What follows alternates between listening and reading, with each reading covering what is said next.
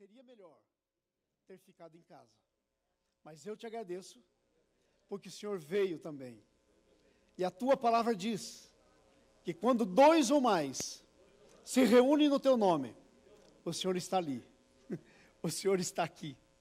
Muito obrigado, Jesus. Fala comigo. Amém. Amém. Eu quero compartilhar uma palavra com vocês. Eu esqueci da minha água. Quando eu subo aqui, dá uma sede. Eu acho que é temor, viu? Porque falar no nome de Jesus não é fácil. A gente tem que temer e tremer. Tem que ficar até com sede. Amados, essa palavra aqui eu preparei ela para alguns domingos atrás. E aí nós tínhamos um convidado especial, o Dr. Frank, que veio falar para casais. E eu o convidei para dar a palavra. Vocês sabem o que foi que aconteceu? Ele veio e deu uma palavra em cima do livro de Jó, que era onde eu queria ter estudado naquele domingo que ele deu a palavra. Jonas, desculpe. Ah, que bênção. Jonas, em cima do livro de Jonas. Foi uma bênção. E eu fiquei assim, Deus ama a gente, porque quando Deus quer fazer alguma coisa, Ele vai e faz mesmo, né? E eu fiquei impressionado como o mesmo Espírito é o que trabalha. E hoje eu quero meditar no livro de Jonas, e é tipo de uma continuação. É como se o pastor Frank tivesse dado a introdução sobre o livro de Jonas, e agora eu quero continuar na aplicação dos princípios. E deixa eu dizer uma coisa para vocês. Todas as histórias que estão escritas na Bíblia, elas não foram escritas só para contar uma historinha. As histórias que estão escritas na Bíblia, elas contêm princípios de Deus que vão além do tempo, serviam para aquela época do Jonas e servem para a nossa época de hoje. Então não é só a história do Jonas. Dentro dessa história há princípios que Deus quer falar com a gente, e é por isso que essa palavra está escrita aí, ok?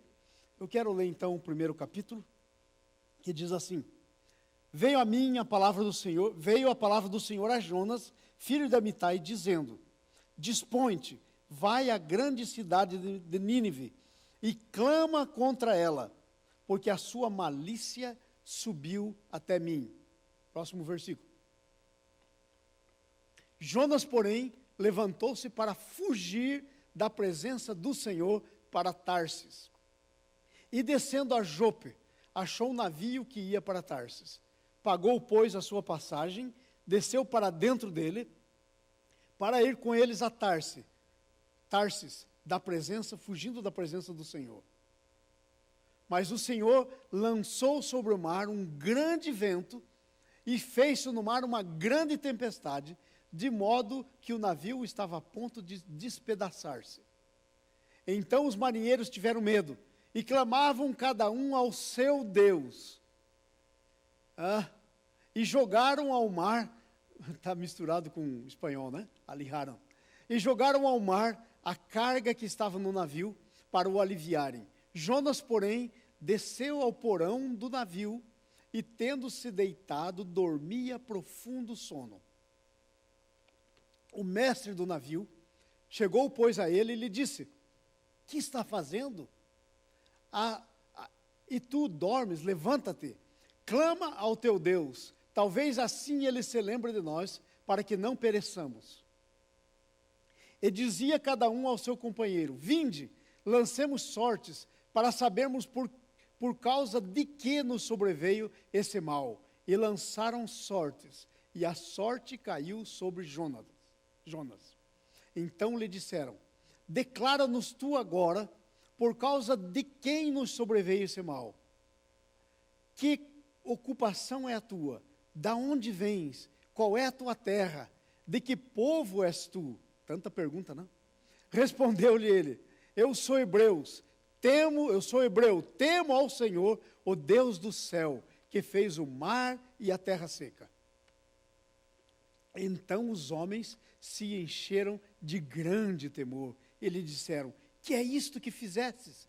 Pois sabiam os homens que ele fugia da presença do Senhor, porque ele lhe tinha declarado.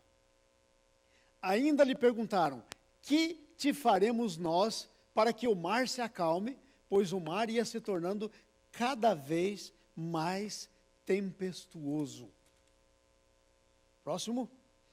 Respondeu-lhes: levantai-me, lançai-me ao mar, e o mar se vos aquietará, pois eu sei que por minha causa vos sobreveio essa grande tempestade. Entretanto, os homens se esforçavam com os remos, não queriam lançar o Jonas no mar, né? Se esforçavam com os remos para tornar a alcançar a terra, mas não podiam, porquanto o mar se ia embravecendo cada vez mais contra eles. Por isso, clamaram ao Senhor e disseram: nós te rogamos, ó Senhor, não que nós não pereçamos por causa da vida deste homem, e que não ponha sobre nós o sangue inocente, porque tu, Senhor, fizestes como te aprouve. Então levantaram Jonas e o lançaram ao mar, e cessou o mar a sua fúria. E temeram, pois, os homens ao Senhor com grande temor, e ofereceram sacrifícios ao Senhor e fizeram votos. Então o Senhor deparou um grande peixe para que tragasse a Jonas, e esteve Jonas 3 dias e 3 noites nas entranhas do peixe. Até aí. Amados, esse texto nos conta da história da vida do Jonas. Jonas era um profeta de Deus, homem de Deus, sabia a vontade de Deus para a vida dele e para a vida dos outros. Isso que é o profeta, aquele que sabe a vontade de Deus para a sua vida e para a vida dos outros. Mas a palavra de Deus nos diz que chegou um dia na vida do Jonas, que o Jonas entrou em parafuso. Por quê? Porque a vontade de Deus, a palavra de Deus, era contra o que ele pensava. E a Bíblia diz, está escrito na Bíblia, Deus dizendo: os meus pensamentos não são os vossos pensamentos, os meus caminhos não são os vossos caminhos, diz o Senhor. Então, nós como Jonas, e essa é a aplicação do texto para nós como Jonas fugimos muitas vezes de Deus. E uma das coisas que nos faz fugir de Deus, como no caso de Jonas, é quando os nossos interesses são incompatíveis. Deus tem um interesse e nós temos outro interesse. E nós não queremos que o interesse de Deus se cumpra. Por quê? Porque na nossa mente parece que o nosso interesse é melhor do que o interesse de Deus. Isso é uma loucura. Desde quando o teu interesse pode ser melhor do que Deus? Nunca. Então, nós, muitas vezes, eu e você, se você for honesto com você mesmo, toda pessoa honesta consigo mesmo, que olhar para a sua vida, vai discernir na sua vida quantas vezes fugiu de Deus. Por conflito de interesse. O que Deus queria não era bem o que eu queria. Às vezes a maneira que Deus queria as coisas não era bem a maneira que eu queria. Então aí a pessoa foge. E o texto nos diz então que o Jonas fugiu. E nós temos a ideia de que às vezes parece inconcebível fugir de Deus. Parece que isso é uma coisa doida. Mas todas as vezes que nós não queremos o que Deus quer para nós estamos fugindo de Deus. E é muito simples, amados, fugir de Deus. Eu me deparo fugindo de Deus mais frequentemente do que eu gostaria. É muito simples. Cada vez que os interesses de Deus não são exatamente os meus interesses, eu tendo a fugir de Deus. Porque o que é fugir de Deus? É você ficar nos teus interesses e não nos interesses de Deus. Nós fugimos por muitas razões. Sabe qual era a razão do Jonas aqui?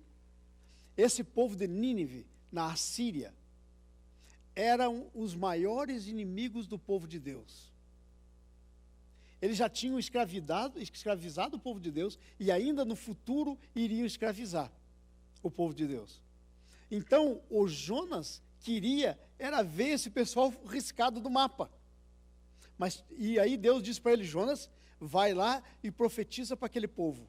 É uma cidade grande. Demora 3 dias para você andar na cidade. Olha o tamanho da cidade. 3 dias para andar. Você vai andando pela cidade, vai andando pelas ruas da cidade, e você diz assim, ainda em 3 dias, e Deus vai subverter essa cidade. Deus vai acabar com a raça dessa cidade. E o Jonas parou e pensou: peraí, tem alguma coisa aqui que não mexeram muito bem. Porque vai acontecer o seguinte, eu conheço Deus. Eu vou lá e eu vou dizer, Deus vai subverter vocês. Deus vai acabar com vocês. E aí aquele pessoal que não é bobo nem nada, eles vão se arrepender. E eu conheço Deus. Cada vez que alguém se arrepende, Deus perdoa. E aí sabe o que vai acontecer? Deus vai perdoá-los. E vai acontecer duas coisas. Eu vou ficar com a cara de bobo, eu fui lá e disse que ia acontecer e não aconteceu. E os inimigos nossos vão ser perdoados. Como é que pode perdoar um inimigo? Então eu não vou. E foi por isso que o Jonas começou a fugir do Senhor. E nós temos muitas razões pelas quais nós fugimos de Deus. Veja, por exemplo, a Bíblia nos conta algumas pessoas que fugiram de Deus, da vontade dele. Uma delas é Balaão. Balaão é um outro profeta, está aí no nosso boletim, escrito o nome dele. Está lá no livro de Números sobre esse profeta. Ele era um profeta de Deus, e aí o povo de Israel estava vindo do Egito para a terra prometida, e eles vinham e não tinha quem resistisse o povo de Deus. Diga comigo, não tem quem resista o povo de Deus quando eles estão na mesma página de Deus. Porque se não tiver, tem quem resista. Mas se o povo tiver em conformidade com Deus, não tem quem resista o povo de Deus. Então não tinha quem resistisse o povo. Aonde eles passavam, eles eram vitoriosos. As guerras que eles faziam, eles eram vitoriosos. E tinha um camarada espertinho, ele falou, olha, não adianta número de gente, pode ir 1 milhão, pode ir quantos for, que Israel vai ganhar. Então vamos lutar essa luta de outro jeito. Nós vamos lutar ela espiritualmente. Eu vou chamar um profeta para amaldiçoar esse povo. Que tal essa ideia desse camarada? O rei chamava Balaque. Ele disse, eu vou chamar um profeta para amaldiçoar esse povo. E ele então foi lá no Balaão, o Balaque, que era o rei, da onde que o povo ia passar, foi no Balaão e disse, olha, vem aqui que eu quero amaldiçoar esse povo. Você vem e vai proferir maldição contra o povo. Agora esse cara era um profeta de Deus. Como é que ele ia amaldiçoar o povo? Mas tinha um problema. Sabe qual que era o problema? Ele era um pobretão. Como a gente diz, uma mão atrás e outra na frente. Ele era um pobretão.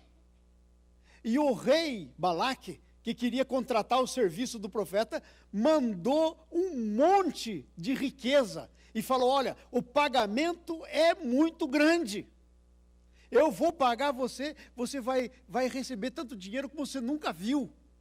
E você imagine um pobretão com necessidade de tudo, de repente ele bota o olho e tem tanta riqueza sendo oferecida, só para dar uma profetizadinha, só para amaldiçoar alguém. Ele não resistiu. Ele sabia que não era a vontade de Deus, e ele foi com eles. Sabe, isso é assim que a gente foge de Deus. A gente foge de Deus quando a gente foge do lugar que Deus tem para nós. A gente foge de Deus quando a gente foge do chamado que Deus tem para nós. Deixa eu dizer uma coisa para vocês. Muitas vezes, nós olhamos para nós e nós dizemos assim, eu não sou ninguém. Eu não sou ninguém. Pastor Cláudio, pastor Paulo, pastor João, esse sim tem um chamado. Gente, deixa eu só dizer uma coisa para você. Se você veio nesse mundo, Deus tem um propósito para você. Talvez você ainda não saiba, aí é outra coisa. Mas que Deus tem um propósito, Deus tem um chamado para você, Deus tem. E todas as vezes que nós estamos fora do nosso chamado, fora do nosso propósito, sabe o que nós estamos fazendo? Fugindo de Deus. Vocês entenderam como é fácil fugir de Deus? Muito fácil. É só ficar no lugar que Deus não quer. E aí lá foi o Balaão, e ele não conseguiu amaldiçoar o povo, sabe por quê? Repita comigo, é um versículo da Bíblia. Diga assim, maldição sem causa não pega. Pode contratar o melhor profeta, pode contratar o melhor bruxo, maldição sem causa não pega. É um versículo da Bíblia que você está falando. Não pega. Amém? Então nós temos o caso do Balaão.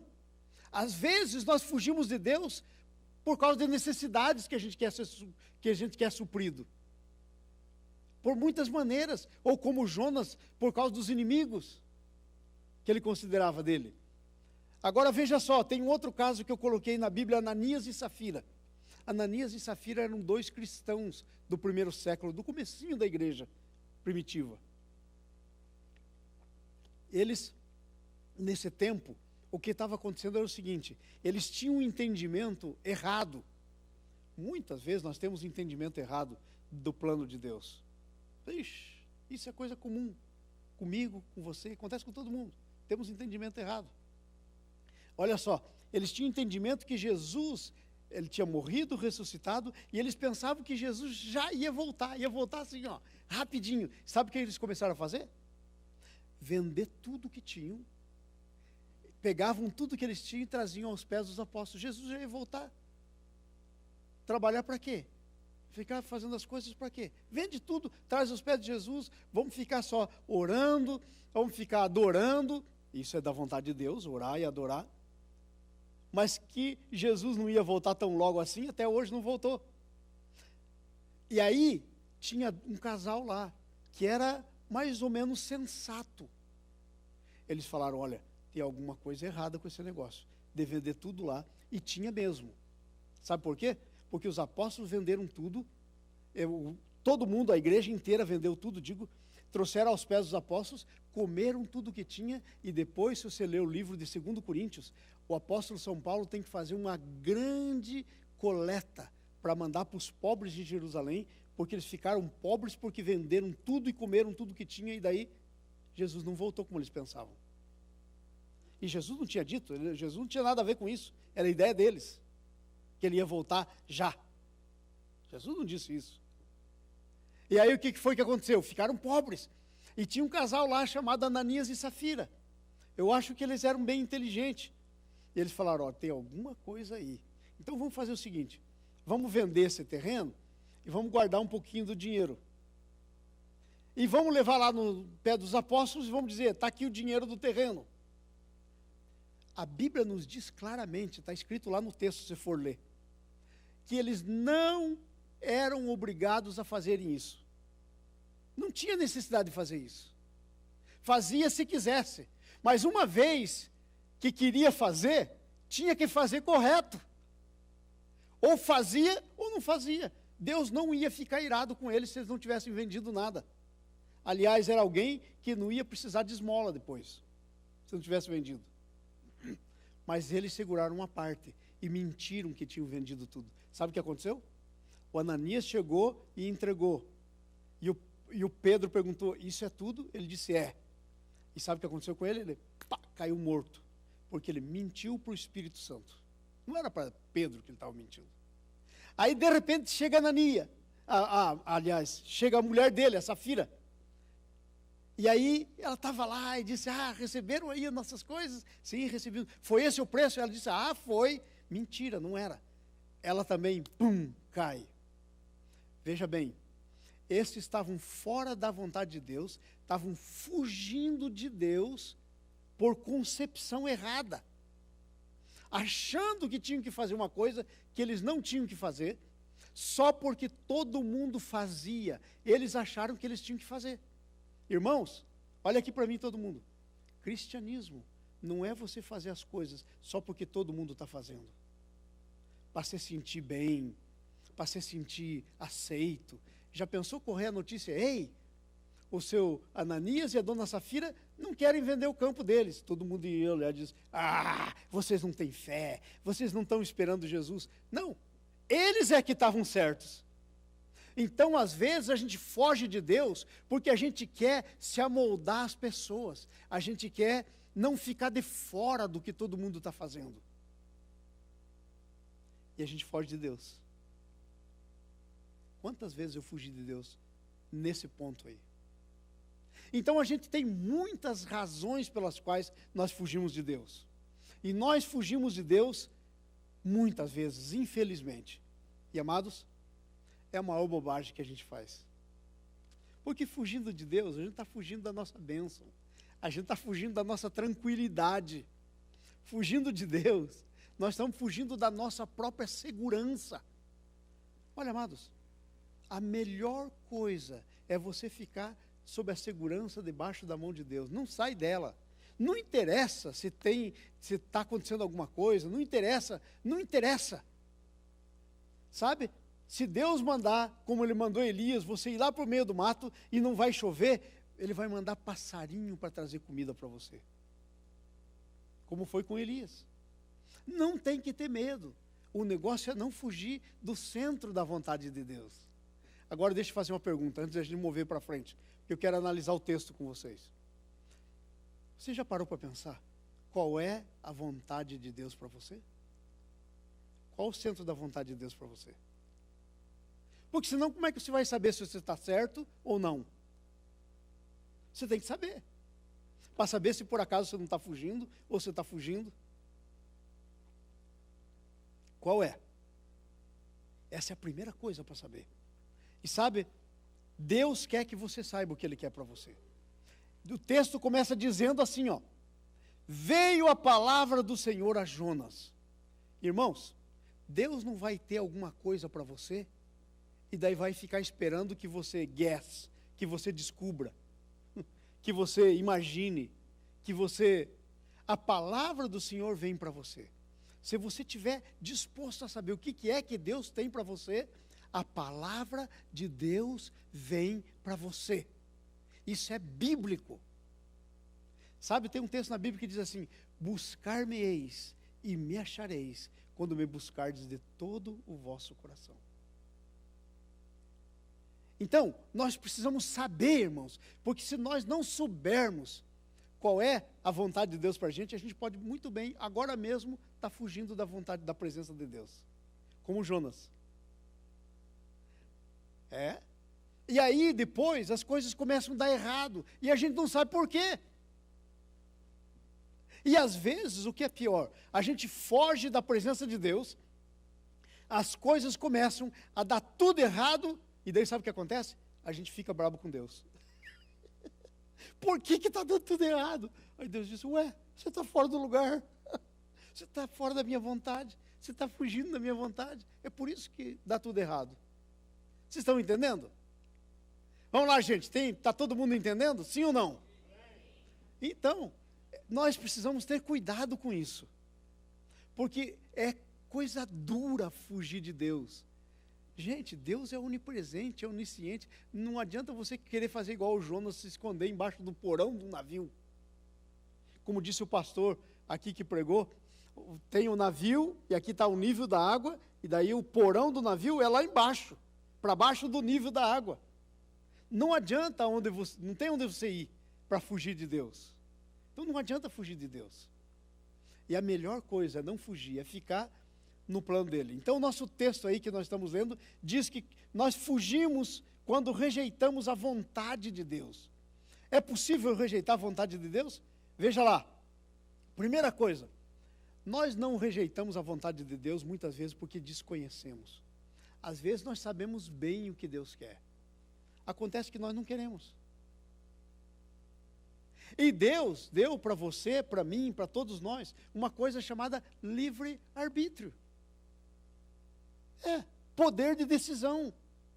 Nós não somos robozinhos, que Deus vai dar uma cordinha, fazer lá um negocinho atrás, soltar e você vai fazer exatamente aquilo.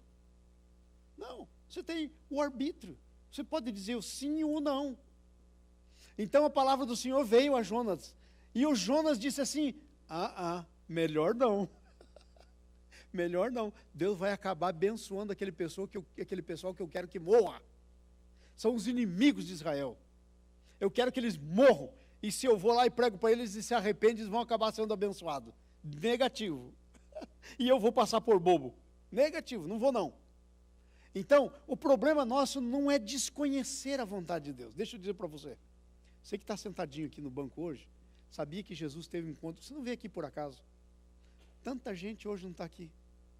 Você está aqui porque Deus tinha um encontro marcado com você. Não é casualidade. Esse negócio de pensar que existe casualidade com Deus, não existe casualidade. Deus é soberano. Você veio aqui porque Deus queria falar com você. Ele tem um plano para você. Então, olha só, nós estamos falando aqui de saber a vontade de Deus. lá no fundo do teu coração. Eu digo para você, você já sabe qual é a vontade de Deus. O negócio, a briga é cumprir essa vontade. Lá bem no fundo, você já sabe qual que é. O negócio é você querer. Porque esse era o problema. Então o problema de rejeitar a vontade de Deus não é desconhecer a vontade de Deus. Versículo 1 e 2 diz que veio a palavra do Senhor e disse para ele o que fazer. Ele conhecia. Segundo problema, que é o problema, é sermos contra a vontade. Veja só o capítulo 4 de Jonas, versículo 1 e a 3. Veja o que diz. Com isso, coloca para mim lá, por favor, vamos ler todos juntos. Eu queria que a igreja toda lesse, porque é tão importante esse negócio. Coloca aí. Capítulo 4, versículo 1. Começando do 1 até o 4. Tá, vamos ler. Vamos ler na tela, porque tem muitas diferentes traduções aí, né? Então é melhor a gente ler na tela. Vamos lá? De 1 a 3. Vamos lá? Todo mundo junto? Mas isso desagradou extremamente a Jonas, e ele ficou irado. Gente, para pensar do que você está lendo. Deus perdoou o povo, Deus não mandou, e o Jonas ficou fulo da vida, ficou irado, desagradou extremamente. Vamos lá para frente. E orou ao Senhor e disse, olha a oração com raiva. É possível fazer? Está aí uma, oração com raiva. Orou ao Senhor e disse, vamos lá. Ah, Senhor, não foi isso o que eu te disse? Ai, peraí. Esse era o tal do professor de Deus. Ele está dizendo para Deus, Deus, eu te falei que era isso que ia acontecer. Era por isso que eu não queria vir. E não deu outra, aconteceu, o Senhor parece que até não sabia. Vamos lá. Vamos de novo. Não foi isso o que eu te disse, estando ainda na minha terra, por isso é que me apressei a fugir para Tarsis, pois eu sabia que és Deus, compassivo e misericordioso, longânimo e grande benignidade, e que se arrepende do mal. Ai, ai, ai, ai, ai. Sabe o que o Jonas está dizendo para Deus? Deus, eu não gosto dessa sua característica, quando é para lidar com meus inimigos. Eu queria que o Senhor mandasse fogo em cima deles. Vocês estão vendo? O que acontece? Então fugimos da vontade de Deus. Por que fugimos? Porque somos contra a vontade dele. Não é isso que a gente quer. Não é isso que a gente quer. Eu podia citar vezes sem conta que eu quis uma coisa diferente do que Deus queria para mim e me dei muito mal. Muito mal. Posso contar umazinha? Eu conto. Eu já pedi perdão, Deus já me perdoou, estou perdoado. Uma vez eu queria muito botar uma fábrica de fertilizante líquido, agrícola. E tinha um homem que era um engenheiro químico tremendo, um velhinho, bem velhinho, chamado Seu Almeida, é o nome dele, já faleceu. E ele me convidou. E eu, naquele tempo, era um cristão meio novo. Eu fui orar a Deus e Deus disse não. Eu abri a Bíblia e disse, Senhor, eu não sei a tua vontade, eu não sei entender a tua vontade. Não estou dizendo para você fazer isso, tá? Isso eu fazia, mas não faça isso. É melhor você orar e esperar Deus falar com você. Eu abri a Bíblia e li, e Deus falou comigo, que não. E aí eu fiquei, mas Senhor, essa coisa... Acabei indo e fazendo. Gente, depois de um mês mais ou menos que eu fiz um negócio com ele, eu estava na fábrica de fertilizante, tinha assim, aqueles negócios, aqueles tonéis enormes de produto químico e tal, e eu estava andando assim, lá naquele lugar, e aí esse velhinho ficou possuído por um demônio. O velhinho era endemoniado, ele era bruxo, e eu não sabia, eu ia saber. Se eu soubesse que era bruxo, eu não tinha feito nada. E sabe o que aconteceu? Ele pegou um negócio assim que era usado com motor para mexer o líquido, pegou aquele negócio, ligou e saiu correndo atrás de mim, e eu correndo do velhinho. Claro que o velhinho não ia me alcançar nunca. Mas aí eu subi na escadaria e eu comecei a rir, que eu não podia parar de rir. Sabe por quê? Deus disse para mim, veja o teu papel de ridículo. Não seria muito melhor você ter obedecido? Veja aonde você pôs o teu pé. Olha o que aconteceu. Aí eu comecei desesperadamente a orar para sair do negócio com o seu Almeida. Interessante. Eu fiz isso. E eu paguei esse preço.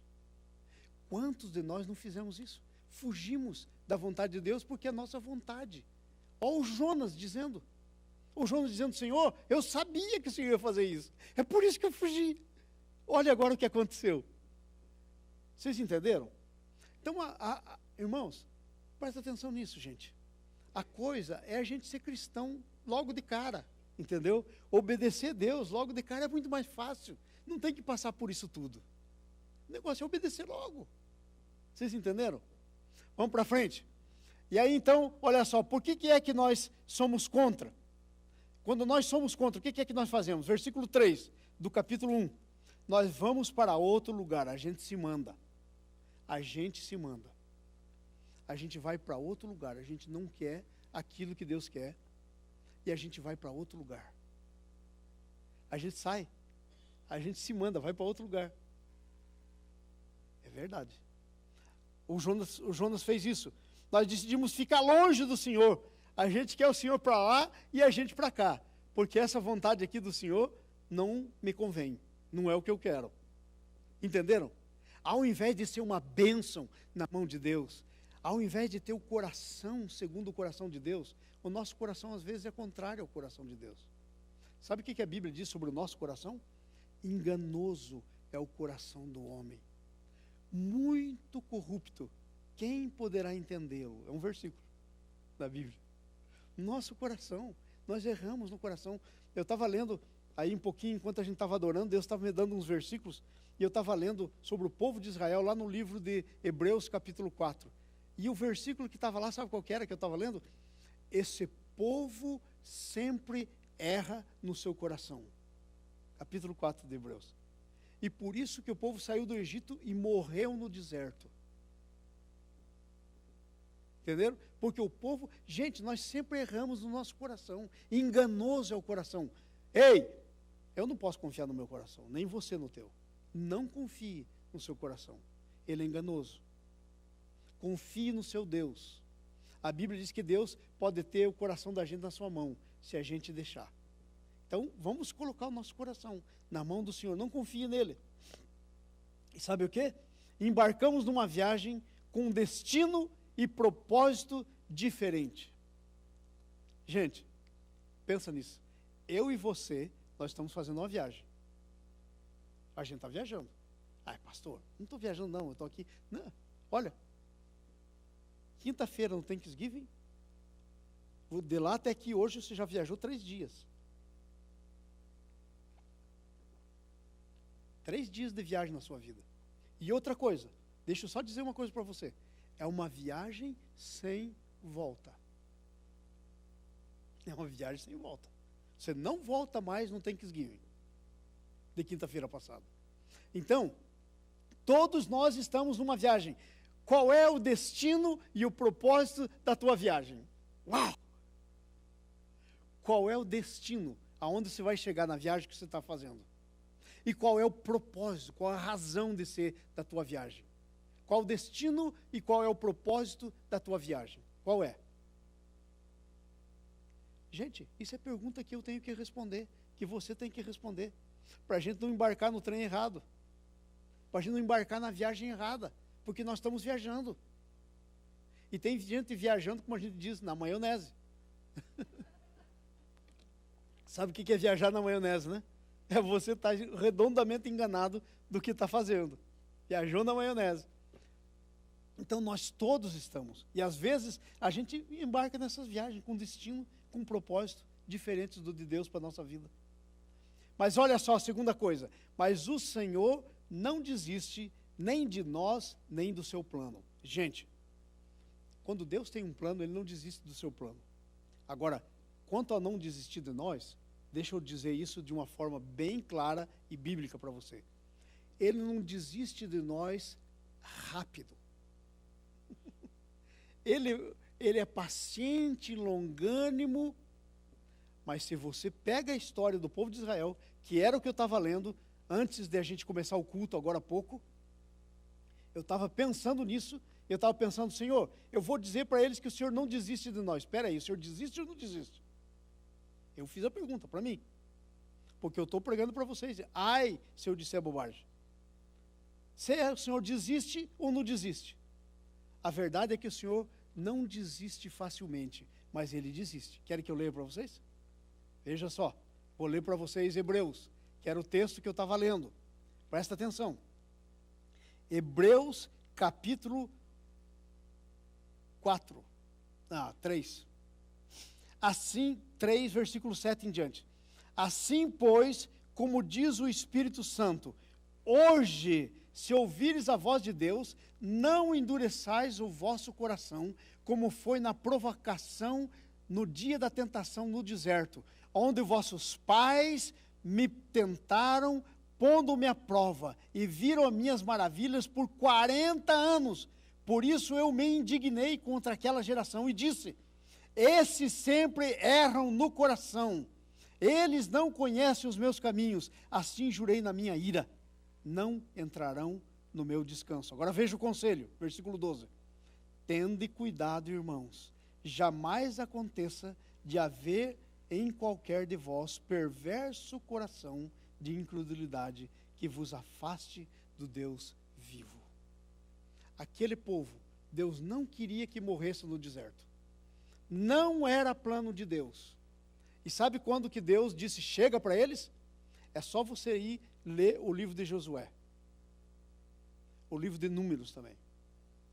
Números 14, está escrito isso, se você quiser ler. Do 13 ao 14, do 11 até o 14, leia lá.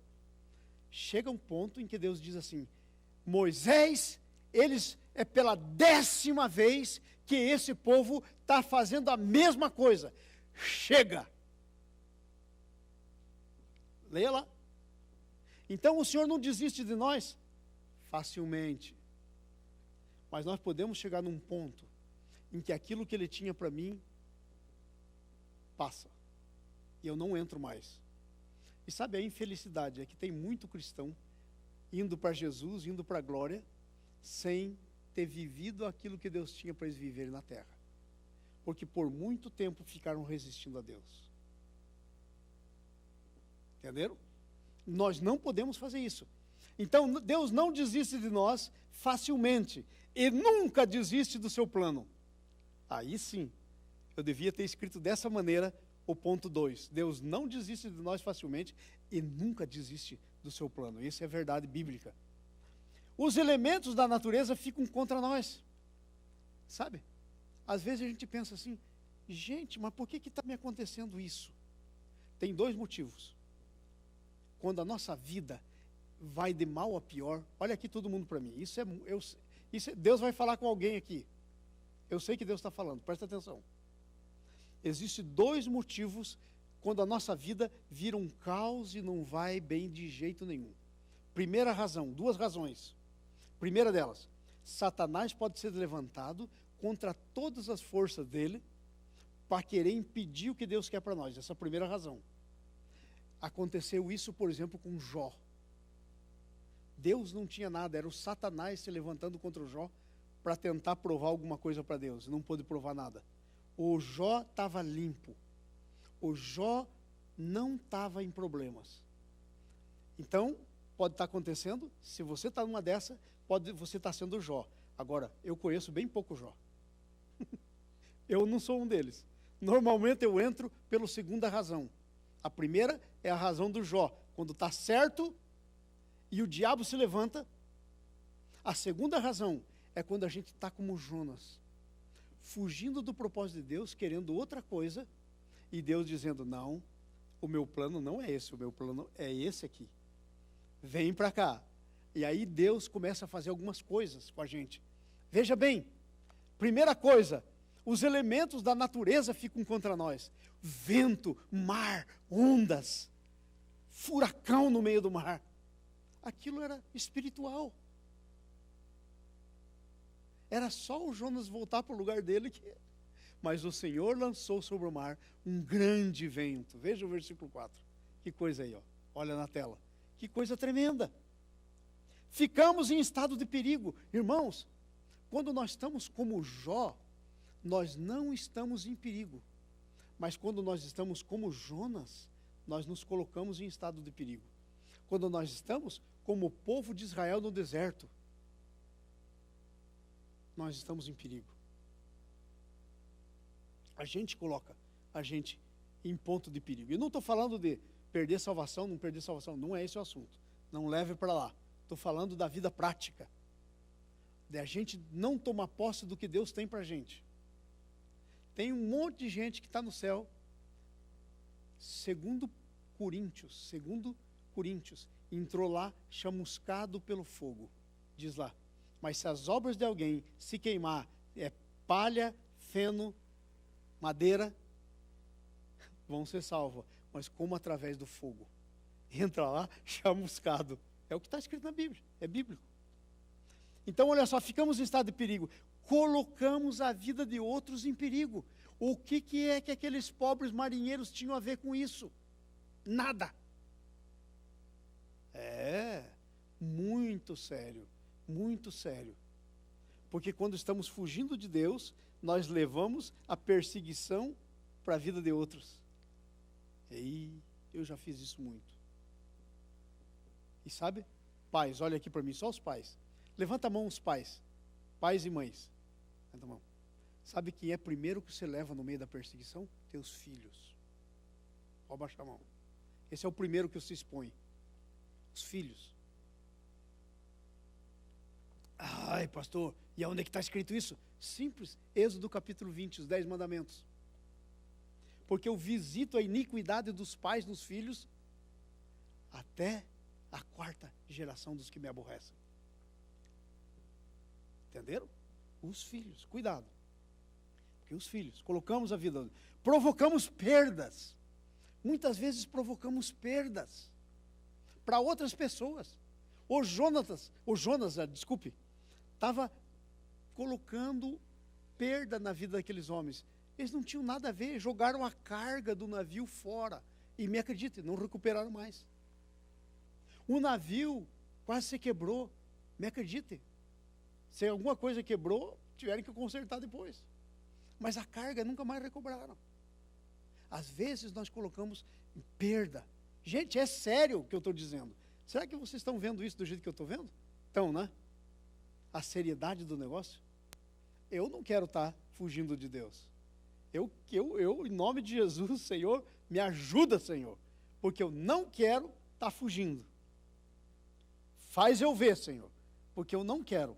Outra coisa, a gente mesmo. Sabe o que aconteceu com o Jonas? Gente, o pastor que estava pregando aqui, ele pregou sobre a depressão do Jonas. Se você não estava aqui, eu quero que você vá na nossa página e veja a pregação do pastor que estava aqui. Ele falou da origem das depressões que nós temos. Ele falou, vai lá e dá uma olhada. Ele é psicólogo clínico, doutor em psicologia clínica, tremendo homem de Deus. Ele falou, o Jonas foi lá para dentro do navio, uma tempestade de quase afundar o navio e o cara dormia. Você está achando que isso era um sono natural? Isso era um sono da depressão. Entrou numa tremenda depressão por fugir da vontade do Senhor. Às vezes nós ficamos fora da vontade do Senhor e entramos numa depressão, não sabemos por quê. Ok? Nos alienamos da realidade. Aí chega o comandante do navio, vai lá e o Jonas... Aí o camarada olha, mas que negócio é esse? O camarada está roncando aqui embaixo, dormindo, com sono pesado, com uma tempestade dessa. Gente, no fundo do navio a coisa realmente chacoalha. Como é que alguém consegue dormir numa tempestade daquela? Eu só conheço 2 pessoas que dormiram em tempestade. Um é o Jonas, por causa da depressão, e outro é Jesus, por causa da paz. Tinha uma tempestade e Jesus dormia no barco, porque ele estava tão no centro do plano de Deus, que a tempestade nenhuma podia matar ele. A única coisa, morte que servia para ele era a cruz. Ele não podia morrer afogado, porque estava no centro do plano de Deus. Entenderam? Só tem 2 maneiras de dormir na tempestade. Nos alienamos, o homem vai lá e diz assim, que passa com você? O que está acontecendo? Conta para a gente, quem é você? Quem é você? Porque estava alienado de Deus. Agora vamos concluir, ok? Terceiro ponto. O Senhor nos expõe. Gente, o Senhor não quer deixar a gente do jeito que nós estamos. O Senhor quer nos expor. Para que a gente saia dessa. Ele quer nos expor para nos tirar dessa situação. Então vai lá o comandante e diz, vem para cá, sobe para cá, vamos ver quem que é, o que é que está acontecendo aí. E aí eles fazem a pergunta, quem é você? O que é que você está fazendo? E aí o Jonas estufa o peito, e como é que ele começa? Ele estufa o peito assim e ele começa a dizer, eu sou servo do Deus vivo. Aí servo do Deus vivo, fugindo do Deus vivo, é um problema, só dá problema. Respondeu ele, eu sou hebreu, e temo o Senhor, o Deus do céu, que fez o céu, a água, o mar, a terra seca, fez tudo.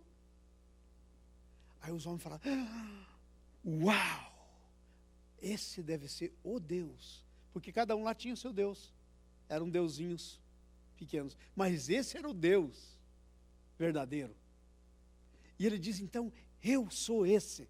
Então, quando o Senhor nos expõe, somos descobertos por iniciativa de outros. Gente, aquele chefe do navio, o comandante do navio, nem hebreu era, nem do povo de Deus era, e foi lá expor o Jonas. Quantas vezes nós somos expostos por gente que não tem nada a ver nem com Deus, como nesse caso? Somos chamados à responsabilidade pelos incrédulos que expusemos. Põe o versículo 8, vê lá. Ok? Versículo 8. Veja o que diz aí. Então lhe disseram, declara-nos tu agora, por causa de quem nos sobreveio esse mal. Quem é o culpado aqui?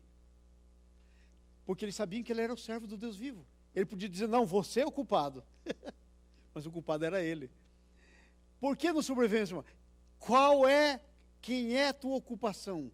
De onde que você vem? Que terra é a tua? E de que povo és tu? Ai, ai, ai, ai, ai.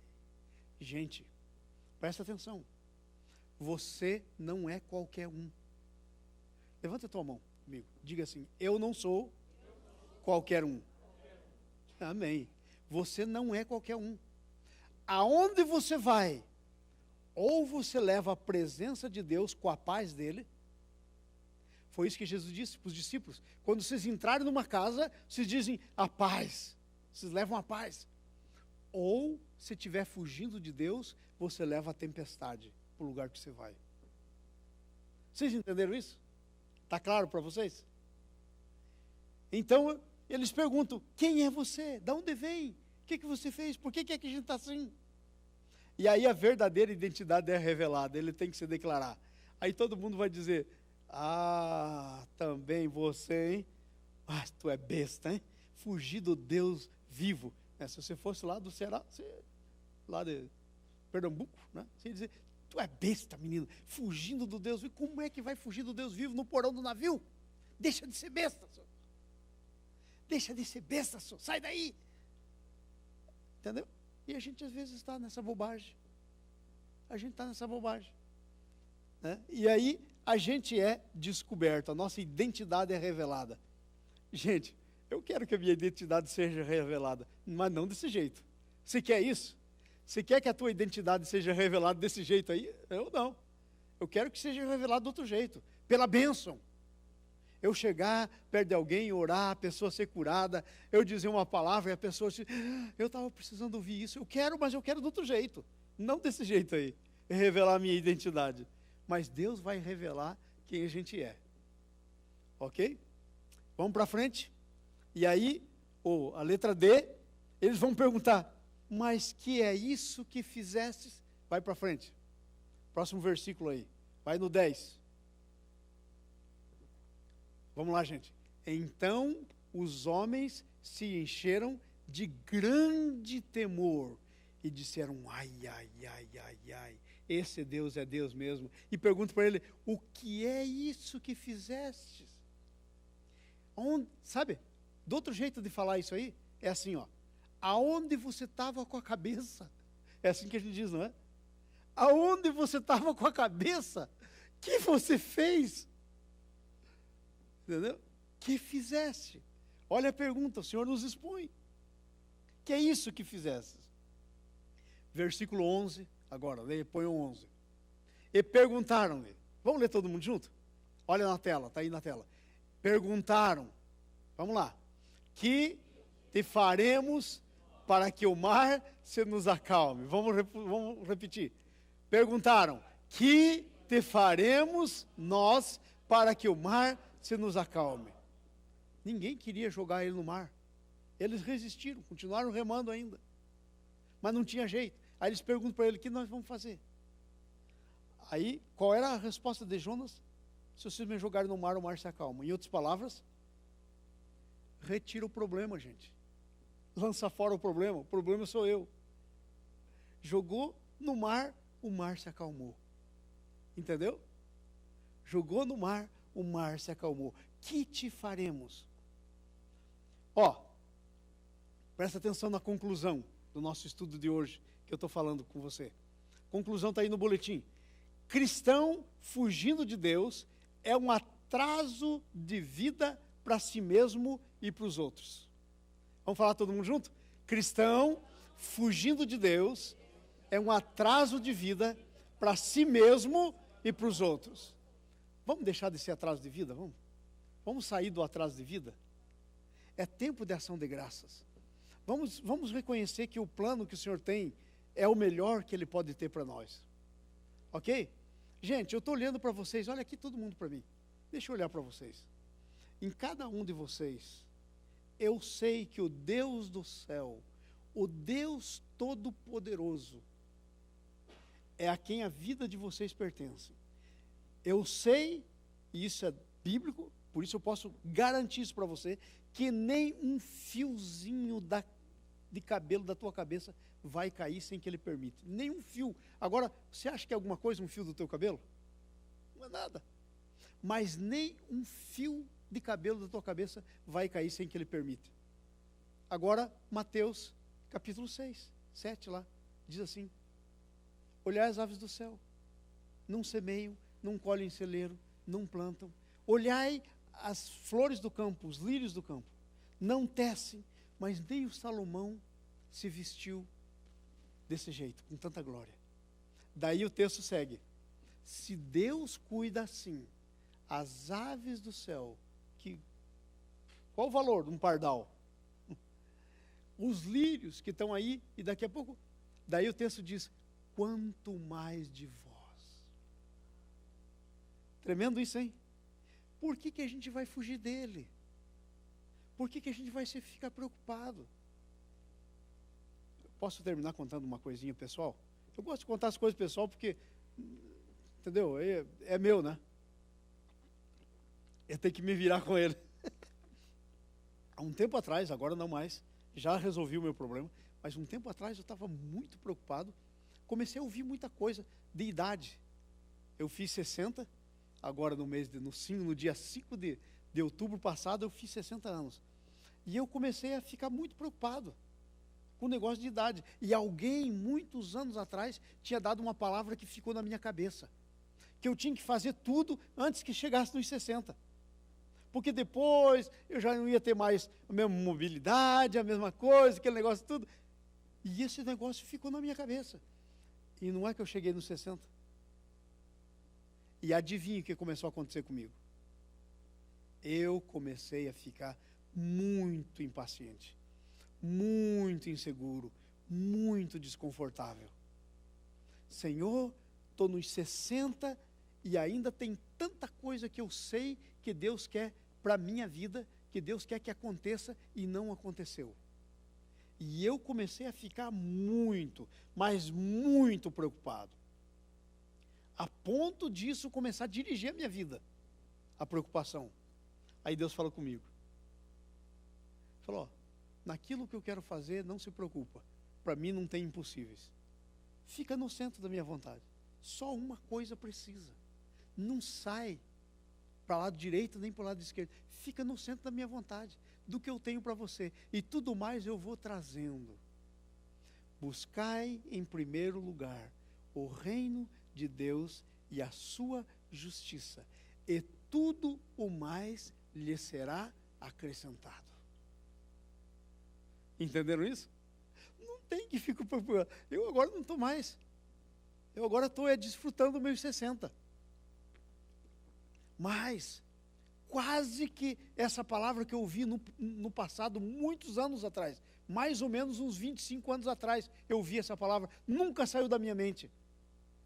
Quase que ela começa a dirigir a minha vida. E eu vou dizer uma coisa para vocês, eu estaria em maus pedaços. Eu estaria arruinado se eu deixasse essa palavra. Sabe por quê? Porque eu estava ficando angustiado, agitado, querendo fazer as coisas pelas minhas próprias mãos. Ao invés de esperar no Senhor, espera nele.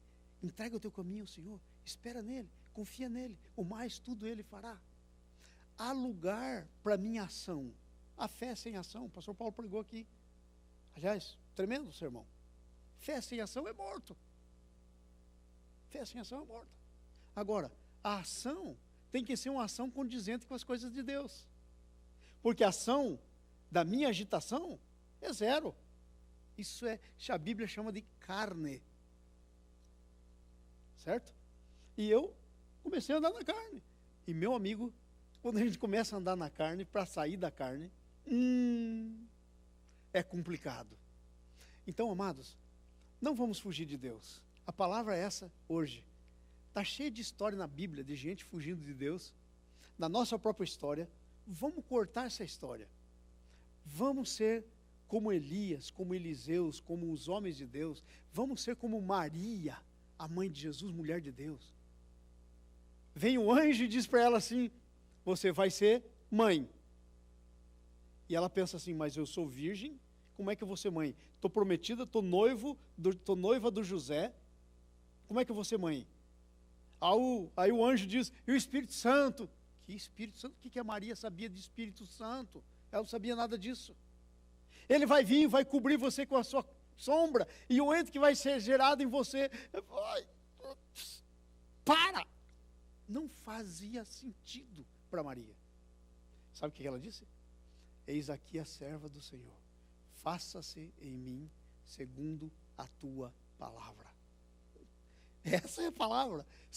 Vamos ser como Maria. Vamos ser como Maria. Eis aqui, não estou entendendo.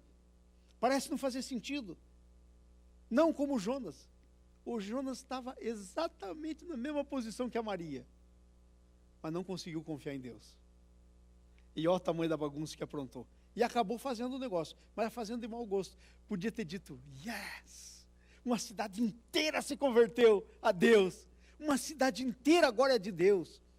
Mas aí, vai lá chorar, amargurado, reclamar, não consegue desfrutar do bem que Deus está fazendo. Porque essa é uma característica, quando a gente foge da vontade de Deus, a gente não consegue desfrutar do bem que Deus está fazendo. Eu quero convidar vocês para desfrutarem do bem. Deus tem tanto bem para fazer. Não vamos fugir da vontade dele. Fica no centro da vontade de Deus. Ela é segura, é perfeita, santa e agradável. É a vontade de Deus. É isso que a Bíblia diz. Amém? Eu quero convidar vocês para ficarem em pé. Vamos orar por nós mesmos? Você quer orar por você mesmo? E dizer, Senhor, eu quero parar de fugir. Chega! Senhor, eu paro o meu pé. Chega! O Senhor é o meu Deus. Eis aqui o servo, eis aqui a serva do Senhor. Faça-se em mim segundo a tua vontade. Sabia que a gente pode fazer essa oração? Maria deixou lá escrita para a gente aprender. Amém? Amém. Feche o seu olho. Começa a pensar na tua vida. Como é que você está em relação ao plano de Deus? Está fugindo? Como é que está você? Deus quer te abençoar. Eu lembro que a palavra do pastor que pregou sobre o Jonas aqui era isso. Você vai querer que Deus cumpra na tua vida as coisas com trauma, como ele fez com Jonas, ou sem trauma? Como é que nós vamos viver a nossa vida? Com trauma ou sem trauma? sem trauma, em nome de Jesus. Então levanta a tua mão e diga comigo: Senhor Jesus, eu entendi a tua palavra e já chega de fugir de ti. Eu não sou filho fujão, eu sou filho amado. Eu quero agora, em nome de Jesus, Pai, me reconsagrar a ti, para ficar no centro da tua vontade. Eu quero experimentar a tua vontade, ainda que ela não me agrade, mas eu quero mudar a minha vontade. Eu troco, Senhor, a minha vontade pela tua. Senhor, cumpre em mim, segundo a tua vontade, para a tua glória, em nome de Jesus. Amém. Dá uma salva de palmas ao Senhor. Aleluia! Oh!